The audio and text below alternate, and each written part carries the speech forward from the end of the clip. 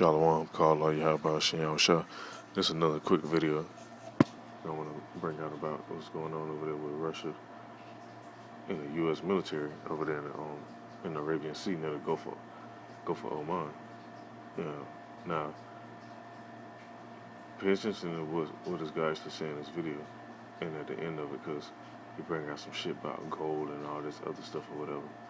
But that area over there in that region of the world is a very important area because me, myself personally, I invest into oil stocks. So I see what's going on with the damn oil. Certain stuff going on military-wise, the oil will either decrease on the high level or the increase. So you can make a little extra money on the side or something like that, just to bring some extra income in if you're the Akim. We trying to make some extra quick money legally.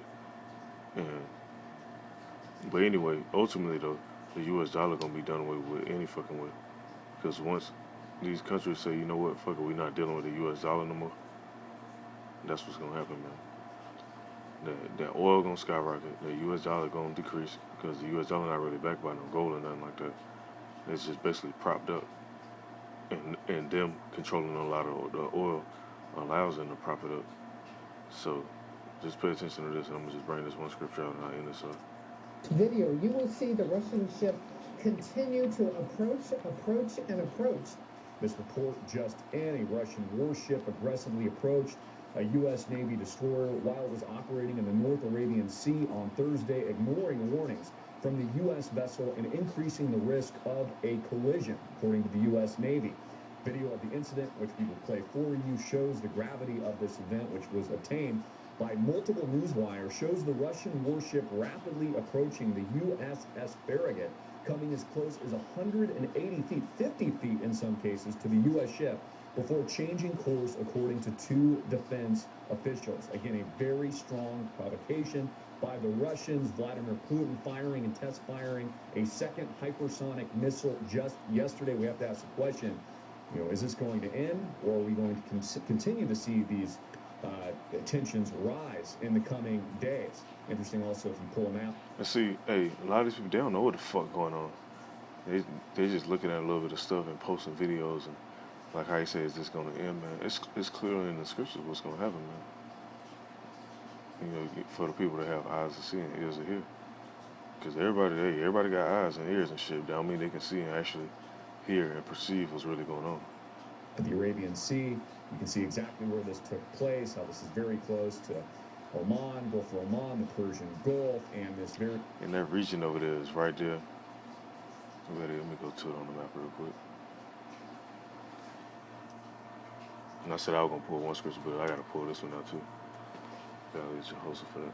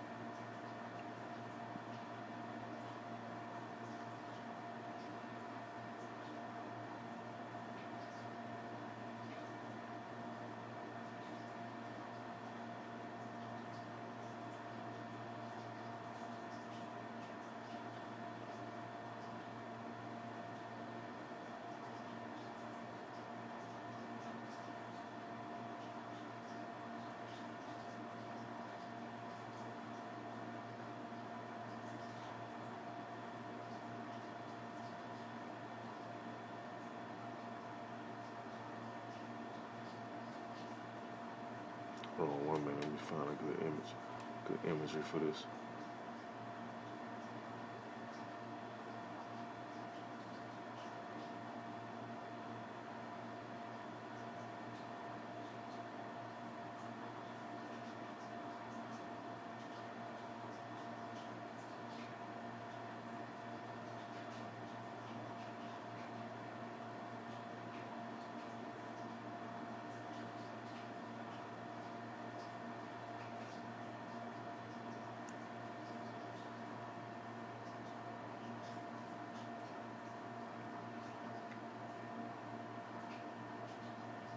Now this region over here, I can't scroll onto it on this map right here. I'm trying to get on the good part of it.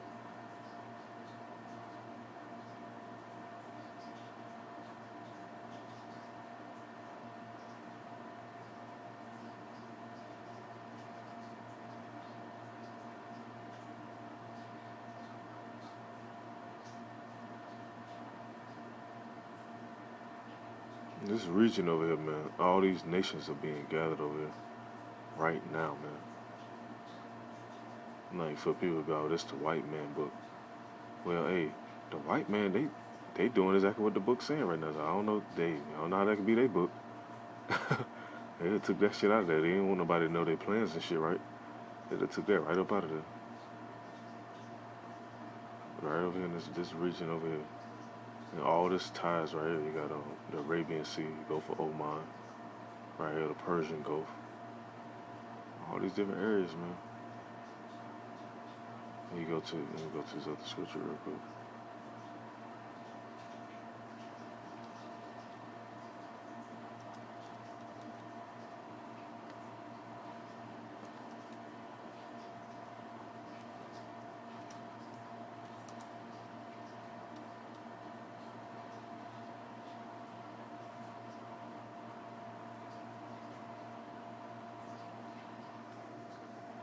To the book of Joel, chapter 3. I'm going to just read on from verse 1. I'm going to just read on down. It's in the book of Joel.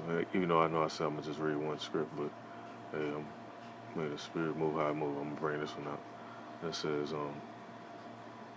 in chapter 3, verse 1, it says, for behold, in those days and in that time, when I shall bring again the captivity of Judah and Jerusalem, you know what's going to happen? It says, I will gather.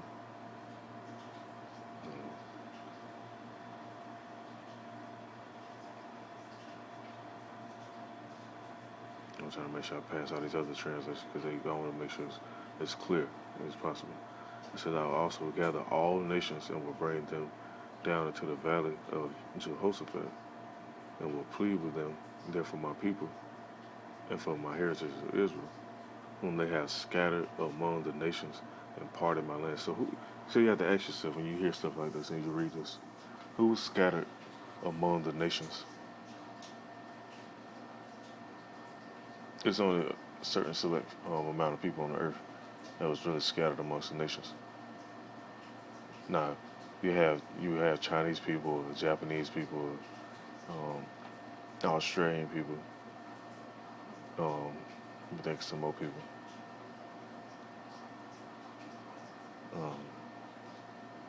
Russians or Bosnians, certain whatever. All these other different people. They weren't scattered. They traveled. They took trips. They might have got citizenship and all this different stuff like that. But when you go back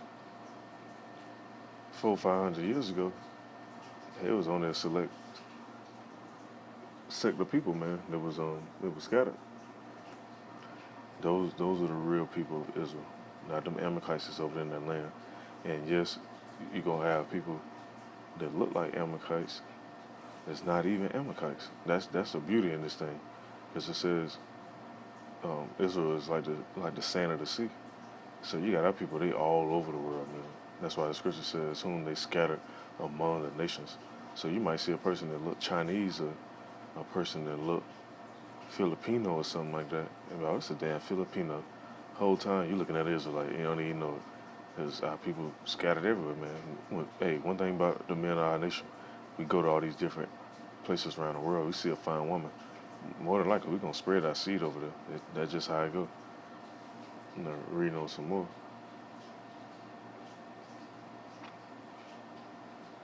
The main point, you know, I just said that just to say that. This goes into it to even clarify even more. It says, in verse 3 it says, and they have cast lots for my people, and have given a boy for an harlot, and sold a girl for wine, that they might drink. Now, I mentioned in another video, just look at the movie Goodbye, Uncle Tom. When they painted the boys, they painted them on gold and silver, and they had the girls in there dancing around and shit. They was selling them for bottles of wine and all that different shit, man. That's what they was doing, man. They did that to our people. And you know who had a hand in that? Amalekites funded it. The Hamites helped round us up. Ishmael and Elam, they helped build them damn ships to get us over here. So they all had a hand in this. So that's why you see all these different, them the main nations that's being gathered over there right now.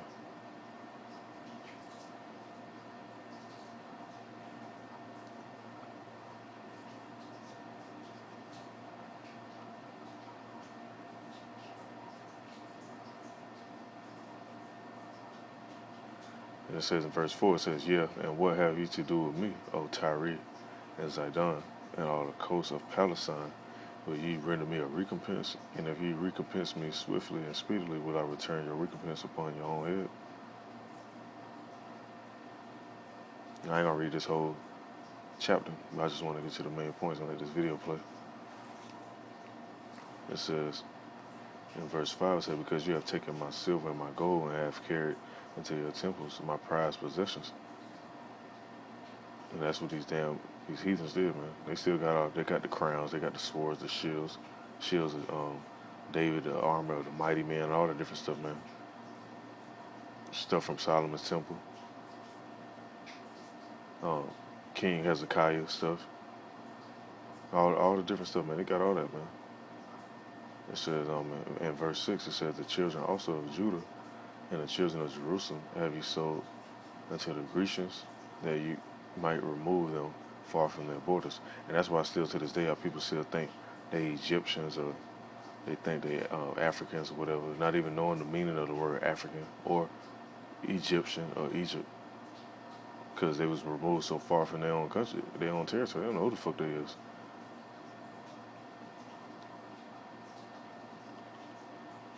Let me finish letting this play, and I'm gonna just end us off with this last scripture. A strategic waterway that, of course, is moving millions and millions of barrels of oil on a daily basis. Also, it has been reported by the Department of Homeland Security that Hezbollah could be entering the United States from central Latin America into our southern border into states like Arizona. And they are planning, this is according to the DHS, suicide bombing attacks.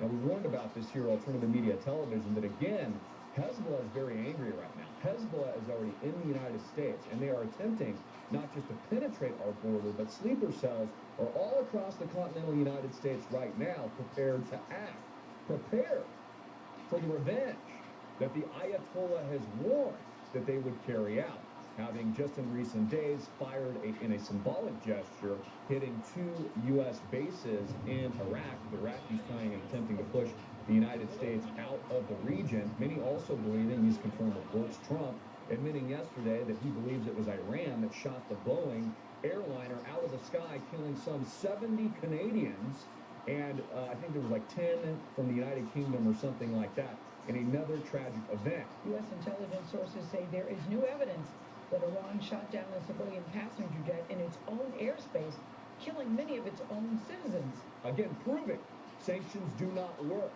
That terrorism is here. These sleeper cells exist within our borders here in the United States. Authorities along the U.S. border are on red alert, a code red, after receiving a law enforcement intelligence warning about a possible... These devils so silly. First of all, if they, and this guy, you know, he bringing out certain information, but you have to really analyze what they be saying. If they already in the U.S., why in the fuck is they worrying about the border? Suicide bomber, multiple bombers heading north toward the U.S. Mexico That lets you know, that's, border. matter of fact, let me pause that real quick.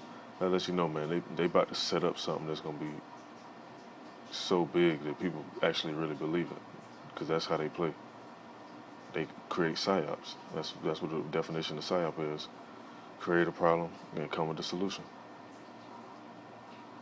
Obtaining this exclusive copy of the leaked official document. Like if you see somebody and you go flatten their damn tire or something, and you see them, and you're like, oh shit, you want me to help you change your tire? That's what they do. That's the type of shit they do.